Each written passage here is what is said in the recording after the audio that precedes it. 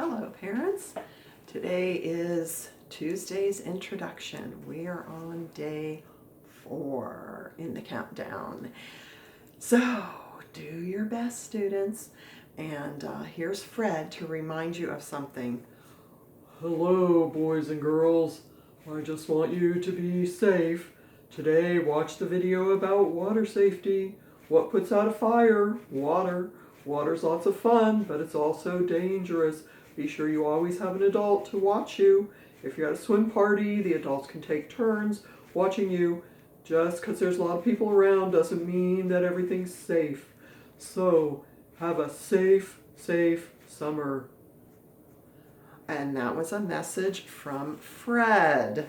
Okay, he's our sponsor, so I guess that's our commercial message. So I hope you get to see that video.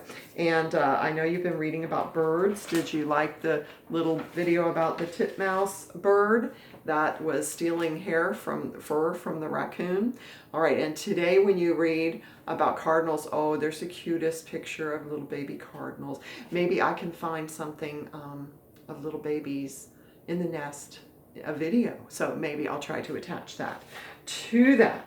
And for your health, I'm going to go ahead and write down this worksheet, and some of you have been having trouble finding them because I know they weren't sent to you in the most organized way, and there were a lot that we didn't do. There's a picture on it on the back, and it's a jigsaw puzzle, and you cut it up and then you glue it on. So it's just for fun. So if you want to do that, let's see. Now, let me talk about a few general things. Oh, of course, I finally was able to get the teacher appreciation gifts because I didn't get to the school until Sunday.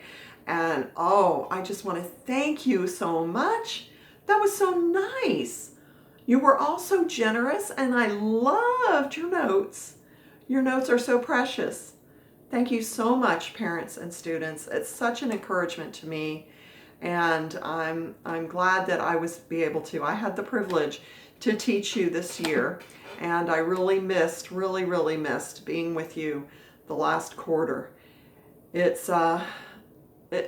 challenging to be in a classroom of kids, but it's so much better than Edmodo.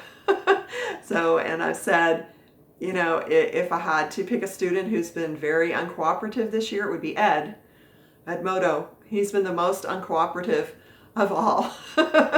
So I hope that you'll be glad to have a break from Edmodo. But as you're getting things together for Friday, you're getting your books ready to drop off.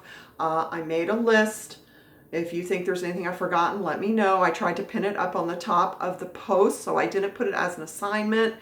But I think I will on Wednesday or Thursday put an assignment of, get all this stuff together. But before then, you can look at that post.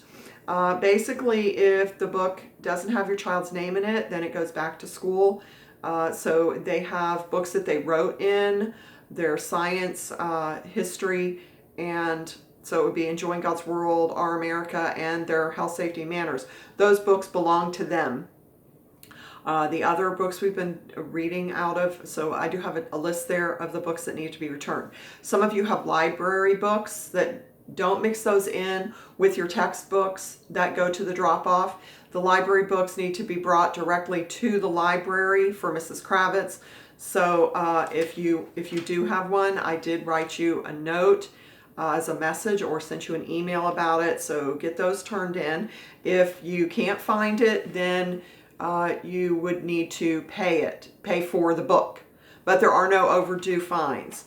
And when you when you come to pick up things on when you turn things in on Friday, you do not need to send me any of your paperwork. However, I don't want you to just start tossing it yet, because I just, things that are important can sometimes get tossed by accident. And then, if it's something that I need that I thought you submitted but you didn't, then that could be a problem. So don't just start throwing things away. Something that is kind of nice, if you want to save the worksheets that we didn't get to do for over the summer, some parents like to have a Some people even order things sometimes just to have their kids keep fresh over the summer on certain things. So, that would be something that would be really good to use for that. But I know right now they won't want to do anything, and you need a few weeks off, and that's fine. And if just it's there. So if you want to use it.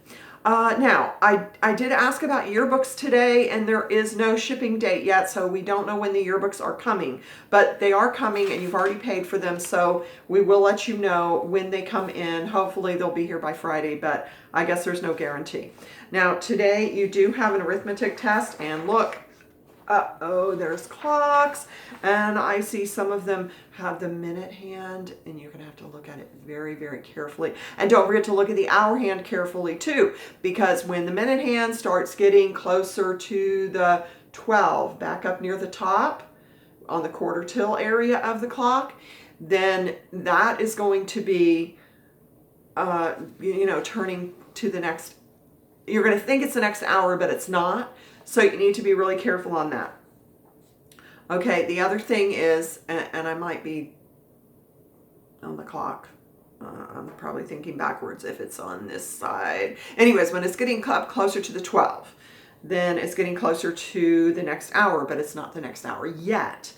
Okay, you're going to need to know measurements, and you're learning something new about checking your addition or subtraction by doing the opposite. And the teacher has gone over that with you, so you will have 2 of those on your test. And you also have plotting points on your test. So be sure that you look at your Friday's arithmetic paper, because you were supposed to plot points and you can see what you did wrong. A lot of you messed up. It's not that hard, but you're doing it in the wrong order. So you're getting the wrong answers. So be sure you look at Friday's arithmetic paper. I've checked that, and you can see how you did. And on phonics, you are going to be diagramming sentences. Some of you are mixing up your nouns, verbs, adjectives, adverbs. So let's remember, we've been learning it for a long time. A noun is a person, place, or thing. An adjective describes a noun. A noun is a what? Person, place, or thing. An adjective describes a noun. So if you have a cat, that's a noun. If you have blue cat, blue is the adjective. Oh, I've never seen a blue cat. All right. Now, verbs are action words. A verb is an action word. An adverb describes a verb. So a verb can be run. Well, how do they run? They run quickly. So adjectives usually end with ly, quickly. Okay, so let's see. And do your sentence dictation. You got to listen and do it in the right place at the right time in the video. She should be telling you when that is. So some of you are having trouble with that, but that will help you be prepared for your phonics test. All right, and let's see. Do your spelling words, write them out every day. Do your drilling with me every day so that you learn them. Some of you have been taking your spelling test late, and you do not want to take it late this week. Oh, another thing. Yesterday I made a mistake. I said for the test, you're going to have to know the difference between, I said journal by mistake, and I meant to say glossary. You're going to have to know the difference, tell the difference between a glossary and a dictionary. And the teacher, I don't think she's going to hold up a picture of them, but she's going to describe it. Remember, she went over a dictionary, tells you what a word means, if it's a noun, an adjective, or an adverb, and how to pronounce it and how many syllables it has. The glossary is usually at the end of a book, and it just gives you information about the animal or things that were in the book. So a glossary doesn't have definitions. It doesn't have how to pronounce a word or what part of speech it is, like a noun or an adverb or anything like that. So glossary is just basically a paragraph about that thing. So let's see. I Oh, in writing. Okay, on your writing test is going to be tomorrow, and then we will be finished with writing.